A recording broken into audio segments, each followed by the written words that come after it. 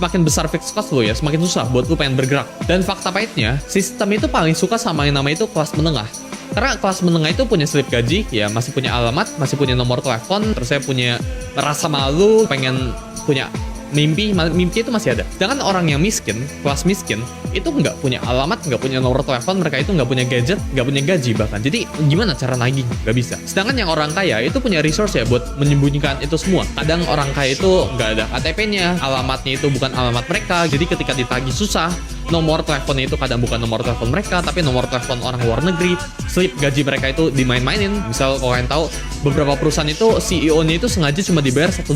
Biar apa? Biar tax-nya yang mereka terima itu nggak besar. Orang kaya itu punya struktur dan punya resource-nya buat tanda kutip ngebeli hukum, tanda kutip. Jeff Bezos itu bayar $1.000 setiap bulannya buat tanda kutip ngebeli hukum. Dia punya grace ya tinggi banget ya sampai ngelewatin aturannya. Tapi karena Bezos ini orang kaya, dia tinggal bayar aja fine-nya. Dia tinggal bayar aja ya pemerintah biar ya sesuai aturannya. Orang miskin itu nggak bisa di-abuse karena orang miskin itu nggak bisa diperas apa-apa.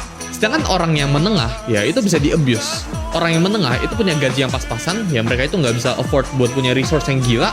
Mereka nggak punya struktur apa-apa, yang mereka punya itu pas-pasan, otak mereka itu susah buat mikir jauh, karena ketika mereka mikir jauh, mereka harus mikirin buat besok kayak gimana, buat bulan depan kayak gimana.